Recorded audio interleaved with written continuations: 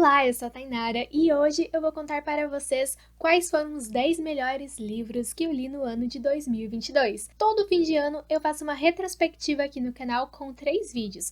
Um vídeo com as melhores séries, um com os melhores filmes e este daqui com os melhores livros. E se você gosta desse tipo de conteúdo, já se inscreva no canal, ative as notificações, curta o vídeo e vamos lá! Vamos começar com o 10º colocado até chegarmos ao primeiríssimo lugar. E nós já temos resenhas aqui no canal de todos os livros dos quais eu falarei hoje e eu deixarei o link de cada uma delas na descrição e no primeiro comentário, e caso vocês queiram adquirir algum livro que eu mencionar, também encontrarão o link lá. E em 10º lugar temos Uma Confissão de Lev Tolstói, um livro russo, mas que não é de ficção. Este livro aqui é da editora Mundo Cristão e ele tem a tradução do Rubens Figueiredo, que é um tradutor renomado na área do russo para o português, e a tradução dele dispensa comentários. E aqui, além de uma tradução muito boa, nós temos também uma apresentação que contextualiza bem o leitor sobre o que ele encontrará neste livro. Quando Tolstói escreve este livro, ele já tinha publicado Ana Karenina e também Guerra e Paz,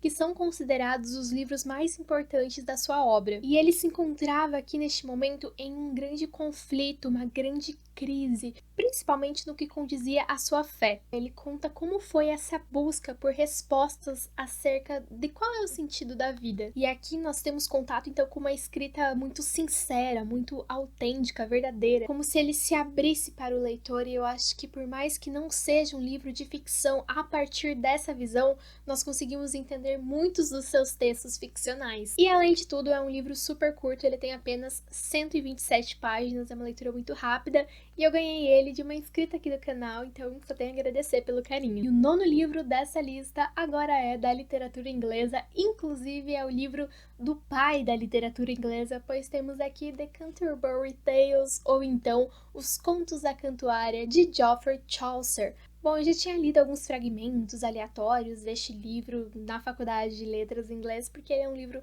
muito importante para a literatura inglesa, conforme já mencionei. Inclusive tem alguns vídeos aí sobre literatura inglesa, mais introdutórios para quem quer começar a conhecer essa área de repente, e deixarei sempre os links ali embaixo para vocês. Mas eu nunca tinha lido o livro inteiro, até que no início deste ano eu fui lecionar literatura inglesa na universidade. Então, peguei a disciplina de introdução, e aí nessa disciplina, geralmente, pelo menos alguns contos dos livros são trabalhados com os alunos, mas é claro que o professor tem que ler o livro inteiro, né? Então, eu li o livro antes para preparar todas as aulas, depois eu reli os contos quando os alunos foram ler, e aí tive um contato bem mais profundo com a obra do Chaucer, e me surpreendi, realmente não esperava que fosse um livro tão engraçado, tão divertido e ao mesmo tempo tão ácido, tão sagaz, com tantas críticas sociais à época. Lembrando que o Chaucer, ele escreve esse livro no momento em que a língua inglesa não era uma língua ali que tinha grande prestígio social. Então, quando ele, naquele momento, já detinha certa posição social ali, ele abre essa porta, ele deixa brechas para outros vários escritores também escreverem em língua inglesa, então por isso também que ele é considerado o grande pai dessa literatura. Acredito que quem vai curtir mesmo esse livro são os estudantes de literatura inglesa, que vão ter um contato muito maior com essa gênese, com essa formação, essa estrutura inicial.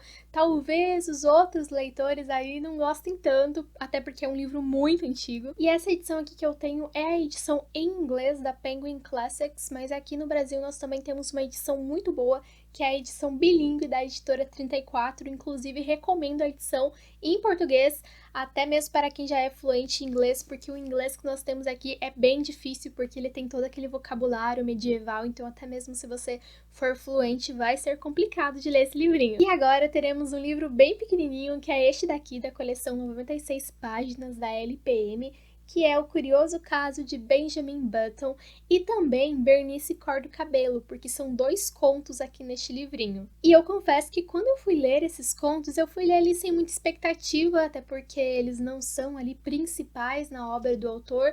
O Curioso Caso de Benjamin Button é bem importante, mas não é o principal dentro da obra dele, até porque a gente tem, por algum motivo ou outro, esse hábito de dar mais ênfase para os romances dos autores do que para os contos ou outros textos.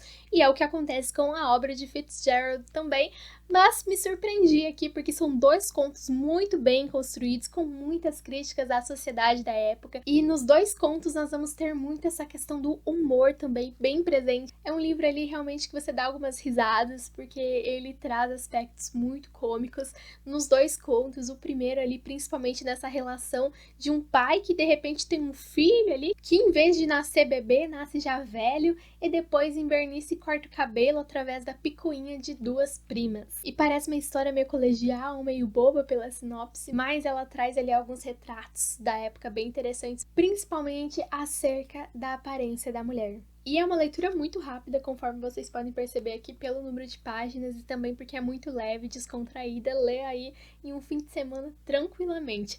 E eu tenho resenha aqui para esses dois contos já, 2 vídeos diferentes. E em sétimo lugar da nossa lista temos A Mão e a Luva, de Machado de Assis. Foi um dos primeiros livros que eu li neste ano e eu amei conhecer essa outra face do Machado, porque nós conhecemos uma face muito crítica dele, cheia de ironias, uma linguagem muito afiada. E aqui nós temos um pouco disso, mas de maneira muito mais leve. E essa história aqui vai focar na personagem Guiomar, que era uma mulher ali nessa sociedade muito patriarcal, que visava uma posição social melhor.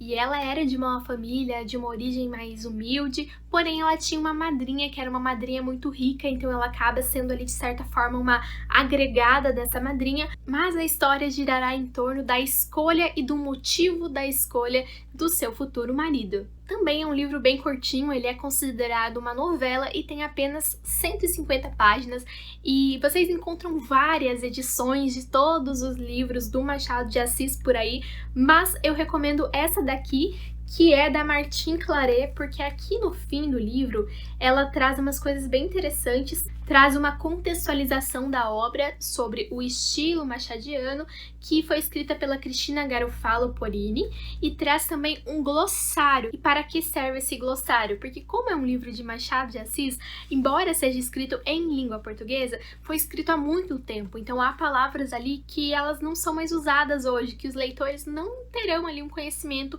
sobre os seus significados. Então por isso é bem importante o glossário, porque ele traz a palavrinha ali que apareceu no livro e ao lado a explicação do que ela é. Inclusive eu recomendaria primeiramente ler o glossário e depois ler a história, tá? Porque aí quando a palavra aparecer, você já vai saber o que ela é e não vai perder tempo buscando ela no glossário. Bom, e agora em sexto lugar temos este livro que também é uma novela e se chama Memórias de Marta, um livro da nossa querida Júlia Lopes de Almeida. Já apareceu aqui em diversos momentos no canal, inclusive eu tenho uma série de vídeos aí apenas para a Júlia Lopes de Almeida, que foi uma grande escritora nacional e muito injustiçada, não apenas por ela ter feito parte do grupo ali que idealizou a ABL, Academia Brasileira de Letras, e não ter sido uma das escolhidas para ocupar a cadeira apenas por ser mulher, mas também porque a obra dela acabou sendo um pouco esquecida em detrimento de outros escritores,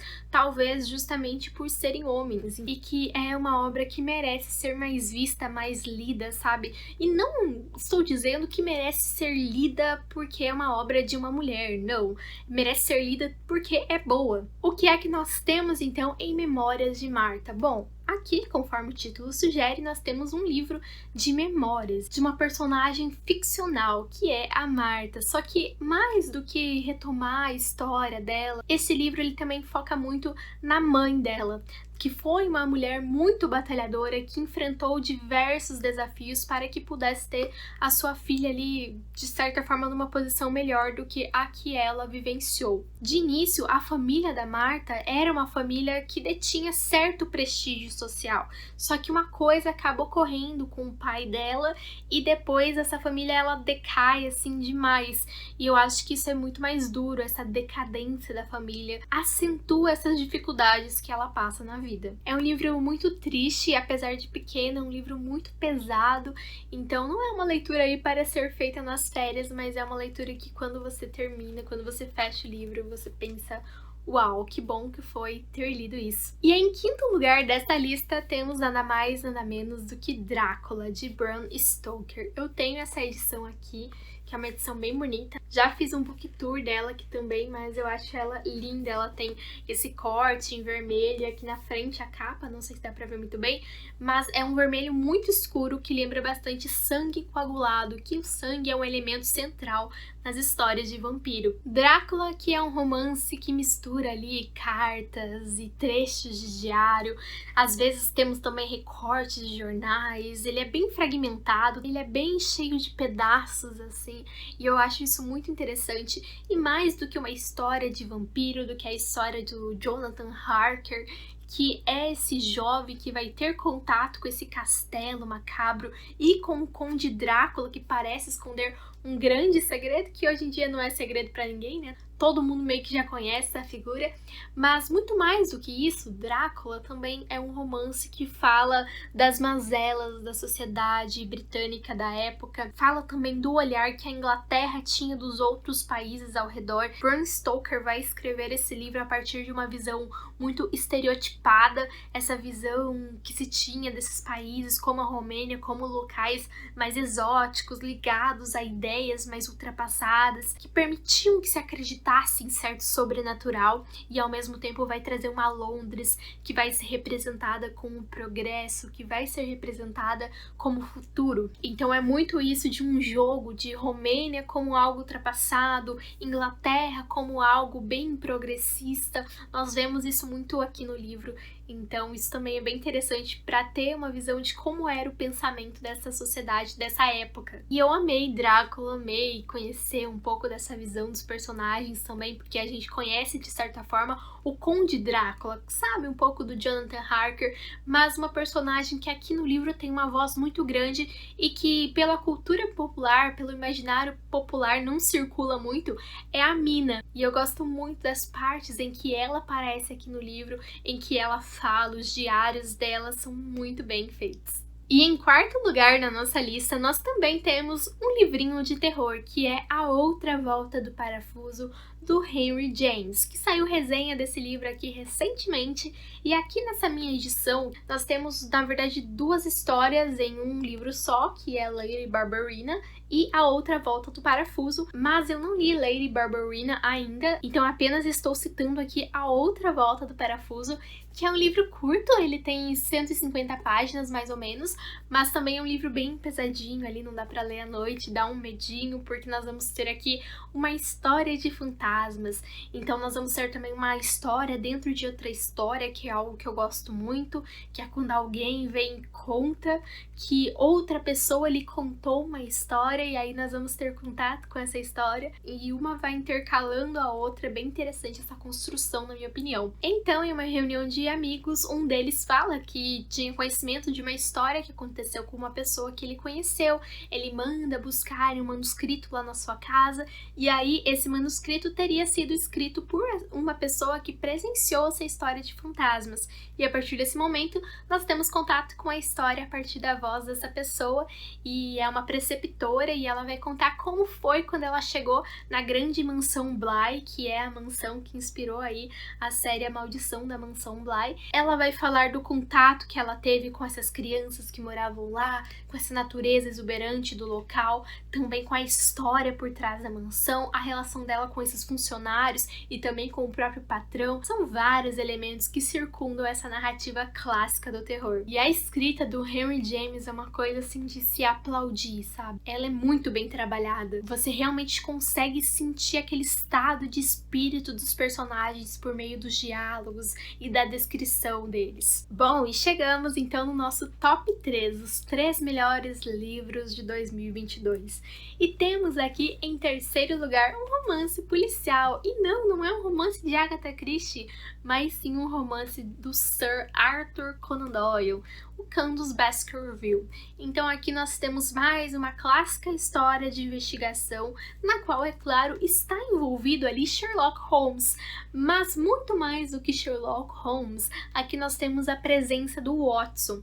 Então nós tínhamos essa mansão dos Baskerville que passava de geração para geração, só que em cada geração o líder dessa família ele estava sendo assombrado por uma fera que acreditavam que era algo sobrenatural, e aí ele acabava sendo assassinado por essa fera, perseguido por ela.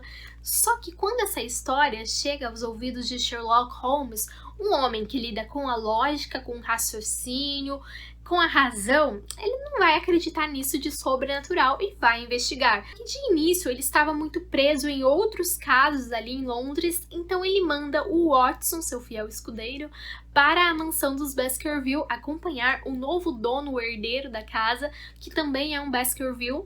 E lá o Watson vai ter conhecimento da casa, da história dela, dos vizinhos e tudo mais. É uma ótima história e é muito legal como ela é construída dessa forma, que mescla o romance policial, aquela estrutura clássica, e ao mesmo tempo traz alguns elementos ali que remetem ao terror. E o nosso segundo lugar também vai para a literatura inglesa, mas dessa vez a literatura inglesa norte-americana, porque estou falando de A Sangue Frio, do Truman Capote.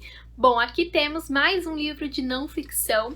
Bom, não ficção entre aspas, né? Porque o Truman Capote dizia que esse foi o primeiro romance de não ficção. Mas nós vemos ali alguns elementos um pouco ficcionais, um pouco criativos demais, e é um livro que gera muitas controvérsias justamente por isso. Bom, eu fiz uma resenha bem completa desse livro aqui no canal, convido vocês a assistirem a ela. Lá eu menciono todas essas críticas, essas controvérsias do livro, de ele ser esse marco do jornalismo literário, né, do true crime também.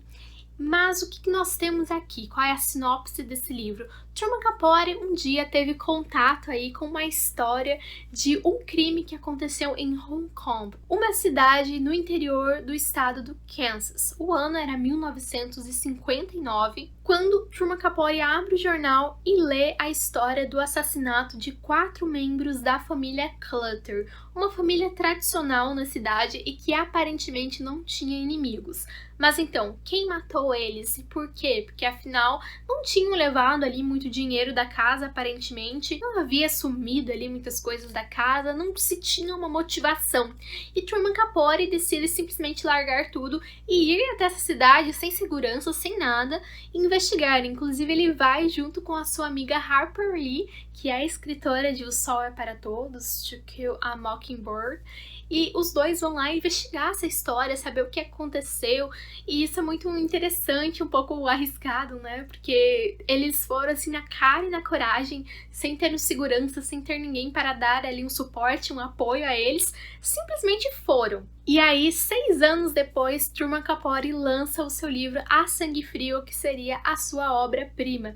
Então é dito que ele tinha material para mais de 2.000 páginas, e ele teve que resumir tudo isso, né? E coube aqui em 430. Depois, também nós vamos ter aí os culpados que são presos, o Truman vai ter acesso também a eles. Ele vai investigar, então, muito bem a cidade de Hong Kong, vai conversar com os moradores de lá e, posteriormente, ele vai ter longas e profundas conversas com os criminosos a fim de decifrar o que levou eles a cometer esse crime. E essa é uma parte bem polêmica do livro também, esse acesso que ele teve aos criminosos. E o Truman, ele já estava com esse livro pronto por um bom tempo, só que ele espera a sentença, que era uma pena de morte, desses culpados ser concretizada para que, enfim, a história estivesse terminada e ele pudesse publicá-la por completo neste livro. E em primeiríssimo lugar dessa lista, como a melhor leitura de 2022, nós temos mais um livro da literatura inglesa, mais um livro norte-americano e mais um livro de Fitzgerald, que é O Grande Gatsby, The Great Gatsby.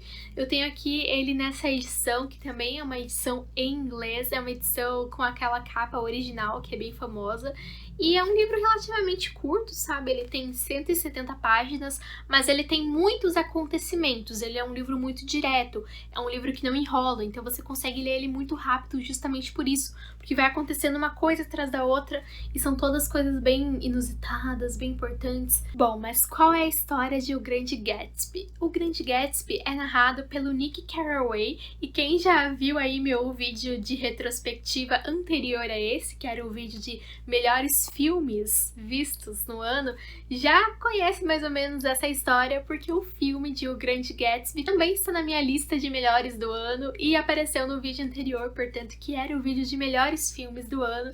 E a história é muito parecida, que vai ser a história que parte dessa visão do Nick, que se muda ali para essa cidade e vai ficar deslumbrado com esse vizinho misterioso que é o Gatsby. E através dessa busca e posteriormente desse contato que ele vai tendo com o Gatsby, nós leitores vamos conhecendo esse personagem tão excêntrico à medida que o Nick também conhece. Então esse livro ele é muito conhecido também por ele demarcar essa era do jazz e tudo mais, essa era das festas, essa era da boemia e ao mesmo tempo uma era de muito progresso, de muitas mudanças sociais. Nós temos aqui também a desconstrução desse sonho americano, dessa família perfeita, do casamento perfeito, do trabalho perfeito. Então há uma tentativa de mostrar que a perfeição não existe e de mostrar o que há por trás daquilo que parece ser perfeito, mostrar que aquilo não passa de uma ilusão. Já adianto que é um livro muito triste, mas ele também nos traz ali muitos pensamentos